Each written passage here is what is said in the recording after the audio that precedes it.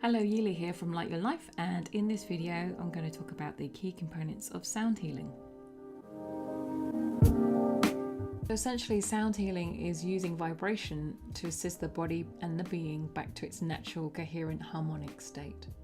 Now, there are multiple levels in which sound healing appears to be working, and so in this video I'll just concentrate on the high level terms that you can research, and so you have more awareness around how to create a more enjoyable and effective experience. So the first term to look up is resonance. Everything has a vibration, from the table to the chair to a room to our bodies. They all have a specific frequency in which it vibrates. So this can be extended to perhaps our thoughts, feelings and emotions, or have a unique energy signature. So sound is a form of energy or vibration. So the next term to look up is entrainment. So with entrainment, in simple terms, it's a phenomenon where two or more independent frequencies start synchronizing with each other. And the third term to be aware of is amplitude.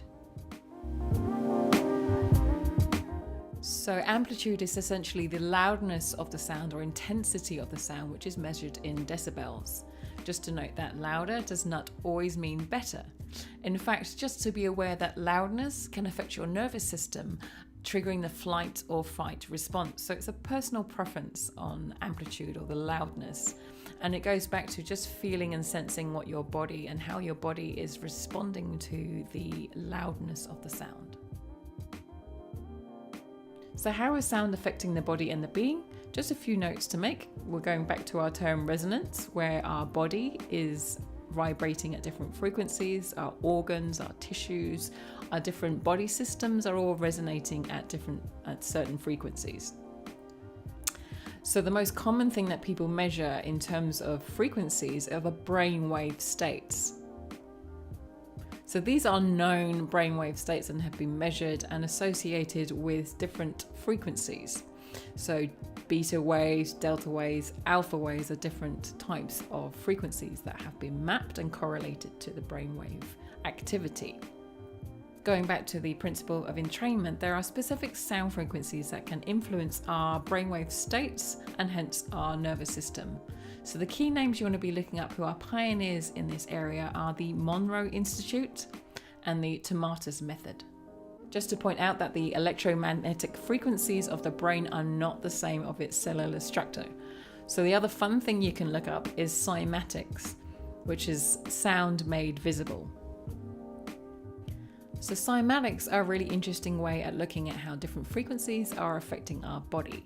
There are heaps of examples out there you can watch which demonstrate different frequencies being applied to different materials such as water, and you can see the effects it has on that structure of the water and how it's formed. So going back to the idea of resonance, what if our thoughts, feelings and emotions can also influence our waters within? What else is happening with sound and the effects on the body? Well, frequencies are either enhancing or disturbing the field. We've mentioned resonance, entrainment, and amplitude so far. And sometimes these enhancing or disturbing frequencies are referred to as constructive interference or destructive interference. Constructive interference is where the principle of entrainment applies. It can entangle and enhance the energy and therefore bring things back into harmony. So with destructive interference is where the frequencies cancel each other out. So the most common examples of this are kidney stone removal, where sound is applied to that stone and shatters and changes that structure. Another example is where the opera singer is singing that note and is able to shatter a wine glass. They are matching that resonance of the wine glass and they're using amplitude to shatter or change that structure of that wine glass. So what if the same can apply to our thoughts, feelings and emotions? What frequencies are we ready to enhance in our life and what frequencies are we ready to cancel out in our life? So this brings me to my next point, which is intention.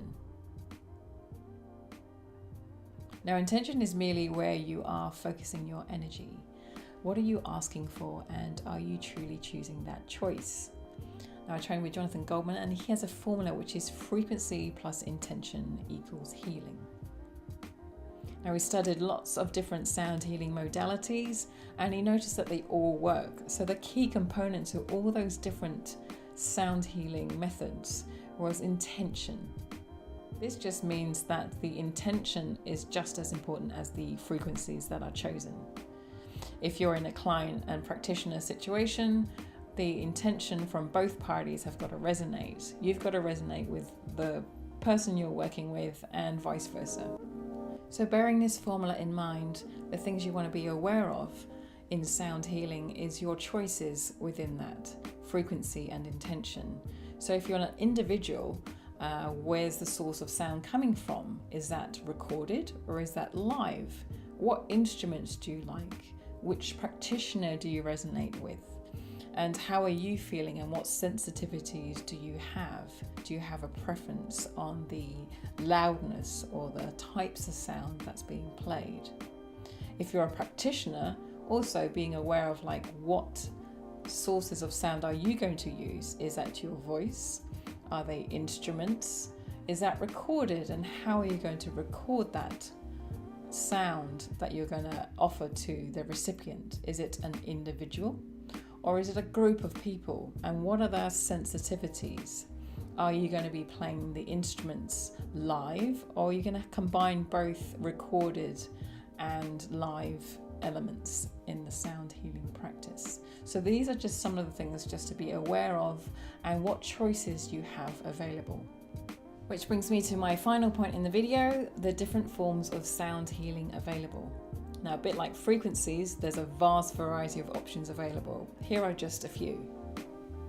So there are passive forms of sound healing, from listening to your favorite songs to a bit more tailor-made guided meditations. There are also specific entrainment technologies out there, and also oral enhancement technologies. And the names I've been mentioned before are the Monroe Institute and the Tomatis method. Another method of receiving sound healing is going to see a local sound therapist or practitioner.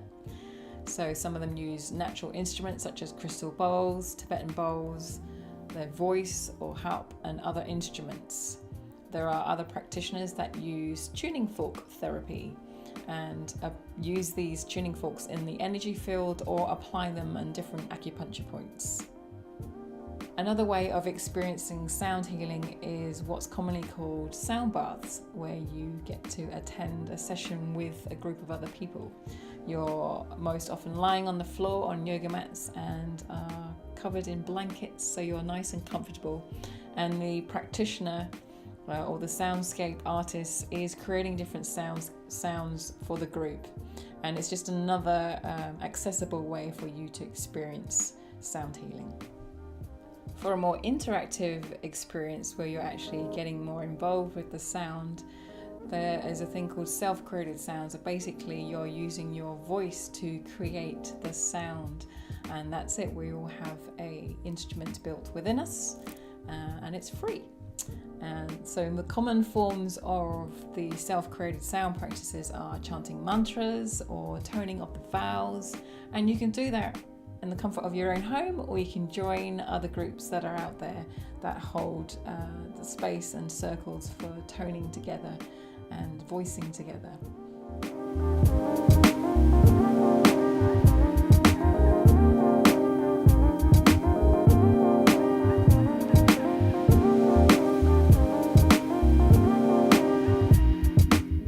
Just to recap, that sound healing is all about using vibration to assist the body and the being back to its natural, coherent, harmonic state.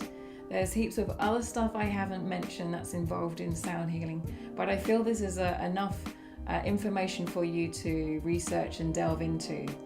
So what fun ways can you experience sound healing? What would create more ease and lightness in your body and being?